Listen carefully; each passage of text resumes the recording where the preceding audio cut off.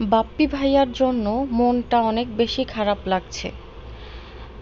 নিশি আপু যখন মালয়েশিয়া তার মাকে নিয়ে কয়েক মাস রেখেছিল, তখন কিন্তু বাপ্পি ভাইয়া সবসময় নিশি আপুকে বলতো, যত তাড়াতাড়ি পারো বাংলাদেশে মাকে পাঠিয়ে দাও, মাকে ছাড়া একটা মুহূর্ত আমার ভালো লাগছে না।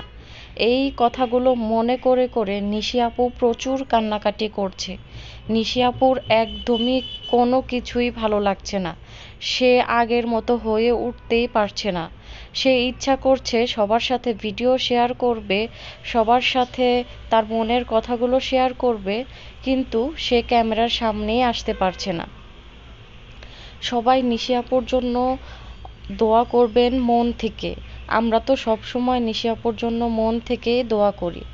আর আন্টি নিশি আপুর কাছে কয়েক মাস ছিল, ওনার সাথে অনেক অনেক স্মৃতি রেখে এসেছে। তো আসলে ভাগ্য আসলে যেখানে আছে সেখানেই মানুষ মারা যাবে। কয়েক মাস তো নিশি আপুর কাছেও ছিল, চাইলে কিন্তু সে সেখানেও মারা যেতে পারত। আবার যার মৃত্যু যেখানে সেখানেই তাই কিছু না জেনে না বুঝে অন্যকে আজে বাজে কমেন্ট করা থেকে বিরত থাকাটাই আমাদের কর্তব্য।